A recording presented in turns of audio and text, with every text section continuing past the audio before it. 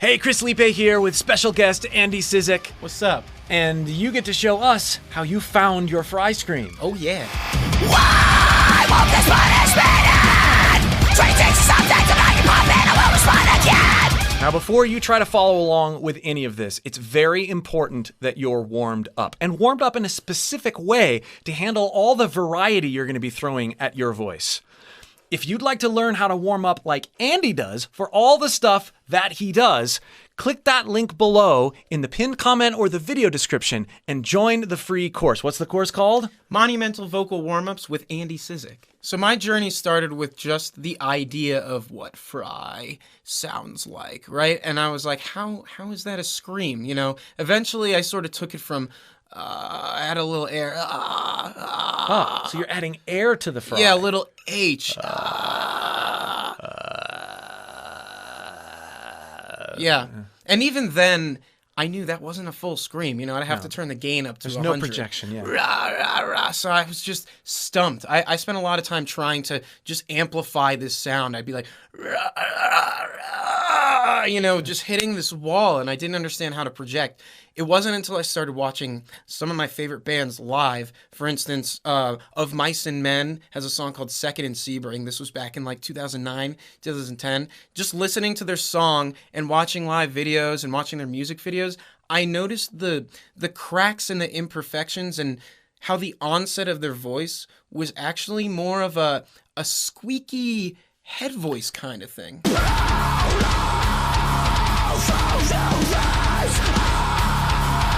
So your gateway was head voice, Yeah. not Fry. And not even a perfect head voice. I mean, the root of it sounds like crap. It's like, I'm not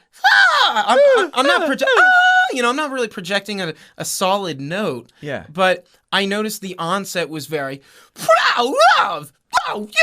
stop.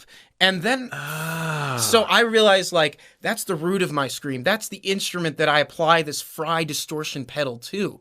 And so gradually, I would just start experimenting with mixing those two sounds and sensations. Mixing that supported Fry with the air with the head voice. Let's hear that. Yeah, so I'll sort of take you through the process of beginning to end. So I got the, that very squeaky, and I started to combine them.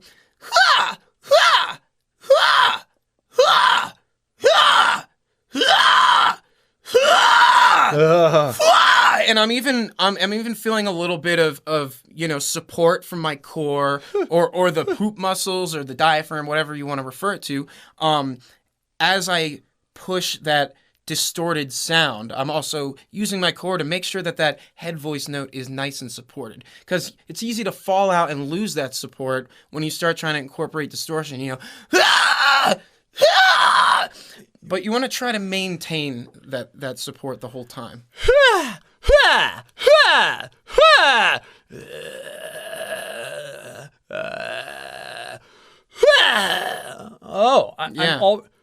So this is a completely like upside down way that I've ever approached this. I've always approached it from the bottom up, right? Whereas you're approaching it from the top. But this makes a ton of sense, especially with the sample we just watched. Yeah, and I find that thinking of it as sort of a higher point of sensation for your scream really lends itself to this type. It's different than other Fry vocalists that's more like, hey.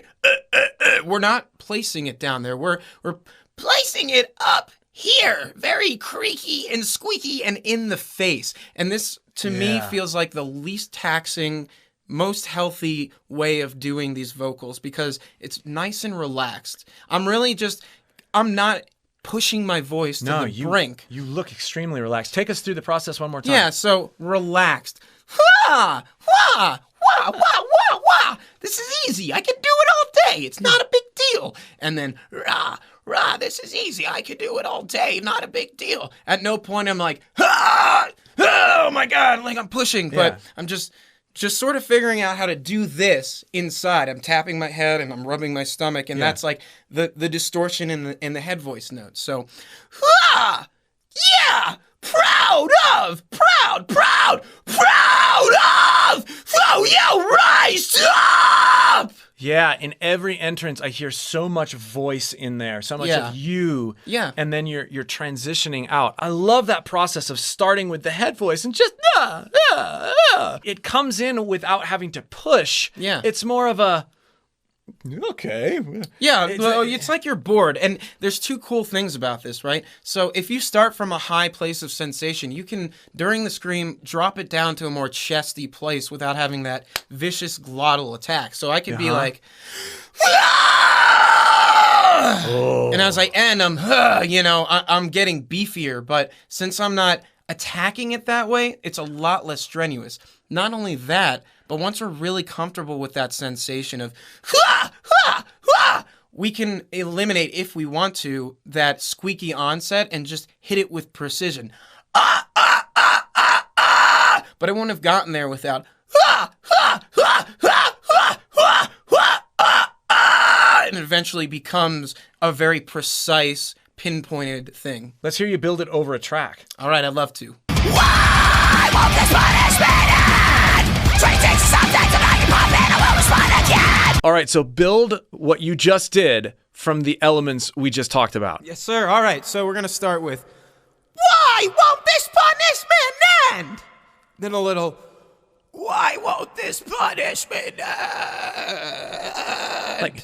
That's almost like a held back fry. Yeah. It's again without the note, just Yeah.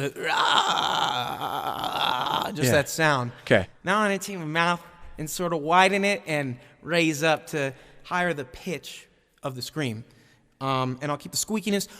Why won't this punishment end? Why won't this punishment end? Why won't this punishment end? So you're slowly removing the squeaky guy. Yeah. I'm being just a bit more precise, and again, that's for taste. You can do it however you want, but why won't this punishment end? it's like a razor blade. So awesome. Thank you. Click that link below and join Andy's free warm-ups course. What's it called? Monumental Vocal Warm-Ups with Andy Cizek. In the pinned comment or the video description. Hell yeah.